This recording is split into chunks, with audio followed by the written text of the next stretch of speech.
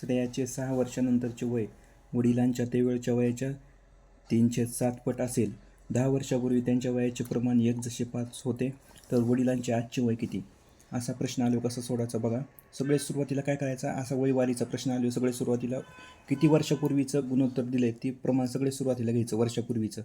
मग 10 वर्षापूर्वी त्यांच्या वयाचे प्रमाण किती दिले आपल्याला 1:5. मग सगळे सुरुवातीला ती लिहून घ्यायचं. श्रेया पलीकडे वडील.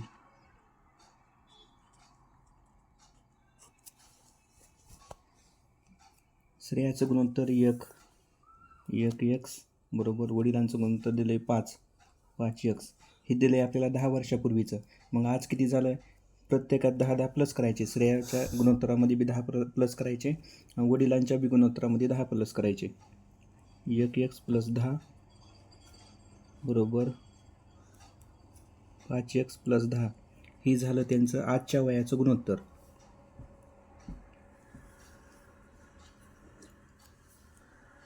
आता काय म्हणलं आहे, श्रेयाचे 6 वर्षानंतरचे वय वडिलांच्या त्यावेळच्या वयाच्या 3/7 पट असेल. मग प्रत्येकाचं 6 वर्षानं वय प्लस करायचं. श्रेयाचं पण करायचं आणि वडिलांचं पण करायचं. 1x + ही 10. 10मध्ये 6 प्लस करायचे. 10 आणि 6 16 बरोबर वडिलांच्या गुणोत्तरामध्ये पण 6 प्लस करायचे. 10मध्ये ही 6 प्लस करायचे 16.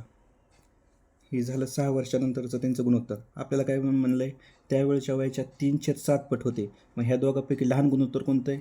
3. मग 3 झालं श्रेयाचं गुणोत्तर. वडील मोठे असतात म्हणून वडिलांचं गुणोत्तर मोठं घ्यायचं कधी पण. वडिलाचं गुणोत्तर घ्यायचं 7. वडिलाच्या गुणोत्तराखाली वडिलाचं गुणोत्तर 7 घेतलं. आता करायचं ह्यांचा तिरकस गुणाकार. ह्या 1x + 16ला ह्या 7नं गुणायचं. 7 1 7. 7x + 16 7 12 बरोबर ह्या 5 गुणाकारामध्ये 3 5 त्रिक 15. 15x + 16 त्रिक 48. आता करायचं ह्यांचं कॅल्क्युलेशन. x पद साईडला घ्यायचे. 7x पलीकडले 15x अलीकडे आल्यावर मायनस होणार. पलीकडले 15 प्लसमध्ये तर अलीकडे आणले की मायनस होणार.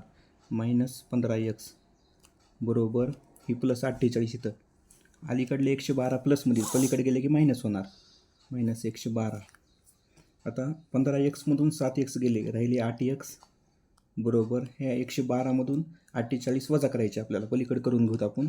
112 - 48. 12तून 8 गेले, खरं राहिले 4. इथला इथं झाली 5. 11तून 5 गेले, खरं राहिले 6. इथं झाली 64. आता ह्याला भाग द्यायचा. x अलीकडले 8x गुणाकारामध्ये 8 पलीकडे गेले की भागाकारामध्ये जाणार. ह्या 64ला 8नं भाग द्यायचा.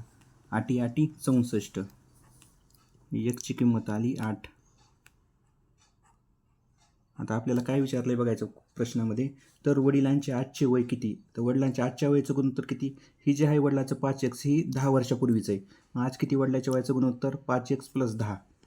ही कॅल्क्युलेशन करायचं. xची किंमत काढली आपण 8 प्लस ही 10. 8 पंचे 40. 40 आणि ही 10 50. म्हणून वडिलांच्या आजच्या वयाचं वडिलांचं आजचं वय आलं 50 वर्ष. ऑप्शन क्रमांक 1.